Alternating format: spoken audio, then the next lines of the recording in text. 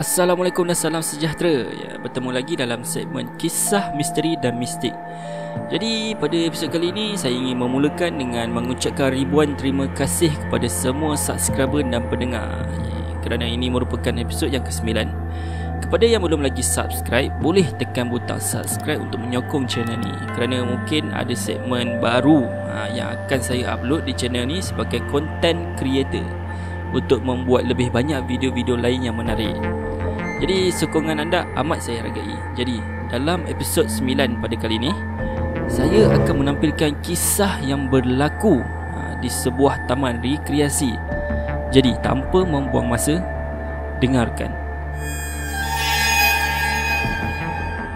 Baiklah pendengar semua, kisah pada episod kali ini dikongsikan oleh Puteri, dan kejadian ini berlaku di salah sebuah taman yang berhampiran dengan Petaling Jaya.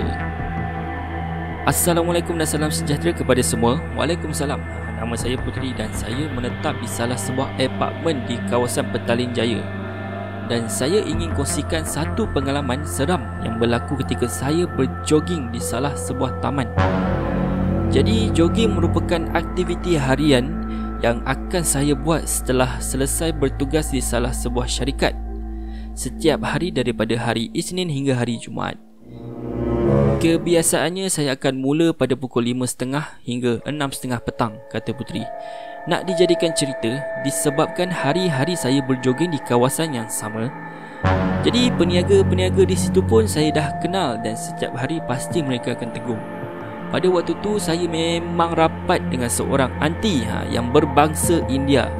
Disebabkan perwatakannya yang amat menarik dan manis dengan senyuman, kadang-kadang dia pun selalulah bagi kuih-muih pada saya dan kerap menasihati supaya berhati-hati. Yalah, sebab saya ni kan perempuan, jadi dia tak sarankan saya pulang lambat dan banyakkan rehat. Yalah, bayangkanlah seharian dekat pejabat, lepas tu saya berjoging pula tu. Jadi dia nak saya cukup rehat lah. Tapi itulah rutin harian saya. Dan itulah bagaimana rapatnya saya dengan aunty yang saya gunakan nama samaran sebagai Aunty Mala. Baiklah, pada hari Rabu seingat saya ada banyak kerja yang perlu saya siapkan. Dalam tak sedar, jam menunjukkan hampir pukul 9 malam. Dan waktu tu saya putuskanlah untuk pulang ke rumah.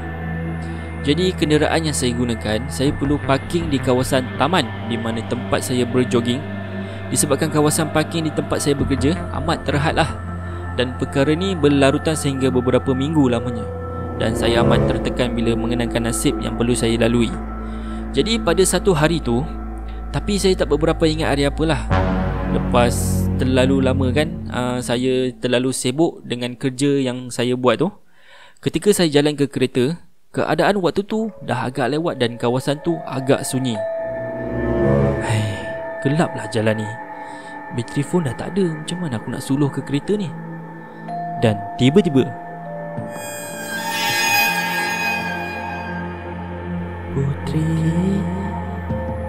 Puteri, pandanglah sini.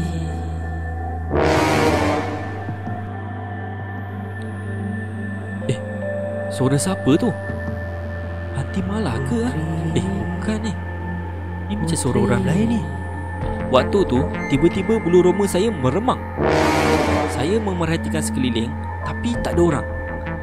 Tapi ada satu sudut di mana ada satu pokok yang amat besar. Saya nampak macam ada kelibat susuk tubuh, di mana ada dua, seorang perempuan dan seorang lagi lelaki tua bertongkat, yang sedang memandang ke arah saya. Tapi sama-samalah Eddie, dan saya yakin saya tak kenal siapa mereka. Dan waktu tu saya agak takut kalau ada apa-apa perkara buruk yang akan berlaku seperti kes-kes jenayah lah. Jadi saya berjalan dengan laju dan alhamdulillah saya selamat sampai ke kereta dan terus pulang ke rumah. Dan itu perkara misteri yang berlaku pada saya ketika saya pulang dari kerja dan waktu tu agak lewat. Seterusnya, perkara yang menyebabkan rutin harian saya berubah berlaku apabila keadaan syarikat sudah agak stabil dan semua kerja saya selesai. Pada waktu tu jam sudah menunjukkan hampir pukul 6.30 petang. Jadi saya pun mengambil keputusan untuk pergi ke taman untuk berjoging lah. Waktu tu saya ada hasrat untuk berjumpa dengan Aunty Mala sebab sudah lamalah saya tak jumpa dengan beliau. Rindu. Tapi tempat Aunty Mala meniaga kosong. Jadi saya agak kecewalah dan saya teruskan niat saya. Dan keadaan taman pada waktu tu agak sunyi dan tak ramai orang. Jadi sampai je di kawasan pokok besar yang saya katakan tadi, saya berhenti untuk mengambil nafas dan berehat. Saya tak tahulah ini.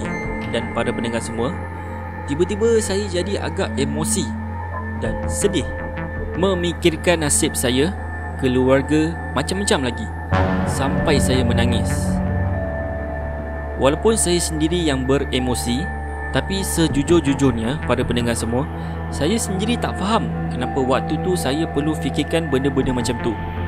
Saya tak tahu apa yang mempengaruhi fikiran saya, seperti ada sesuatu yang merasuk saya amat kronik sehingga seperti ada suara kecil yang berbisik di telinga saya yang mengatakan mati adalah jalan mudah bagi menyelesaikan masalah.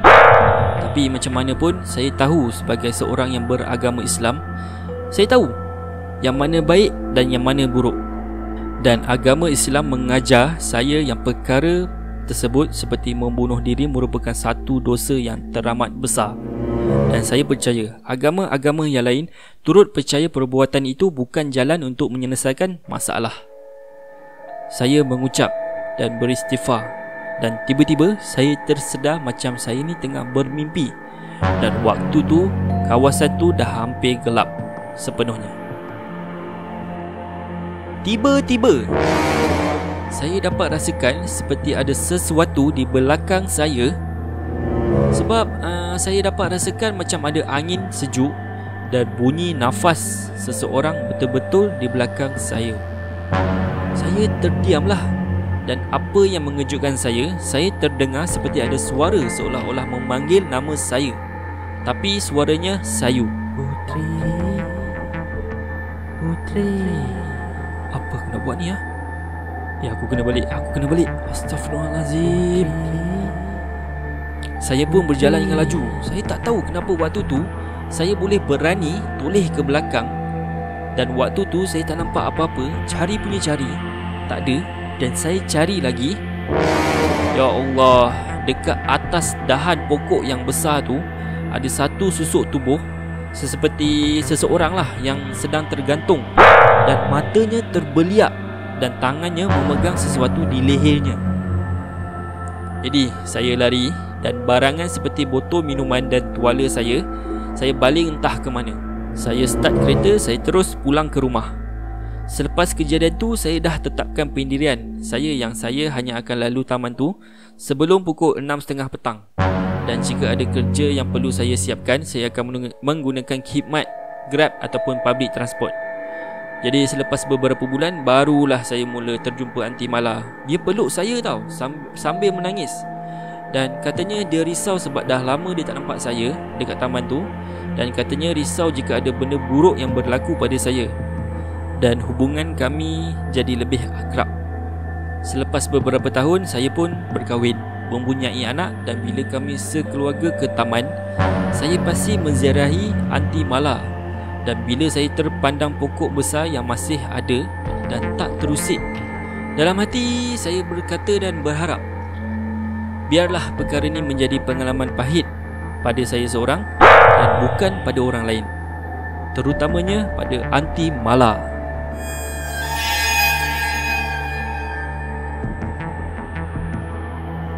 Macam mana para pendengar semua? Kisah yang dikongsikan oleh Putri, satu kisah yang amat menarik. Dan kesimpulan daripada kisah ni, saya tahu yang Putri ni rajin orangnya dan menggunakan masanya untuk melakukan aktiviti yang berfaedah. Akan tetapi mungkin dari segi mentalitinya beliau ni penat sebabkan kerja dan hari-hari berjoging pula tu. Mulalah berfikiran macam-macam. Ataupun mungkin pengalaman beliau ni betul-betul berlaku, wallahualam. Kerana kisah yang saya kongsikan ini anggaplah hanya sekadar hiburan. Sambil kita berhibur dengar kisah seram kan, ada juga pengajaran yang boleh kita simpan. Jadi kisah pada episod kali ini tamat di sini. Anda boleh subscribe channel ni untuk menunjukkan tanda sokongan anda.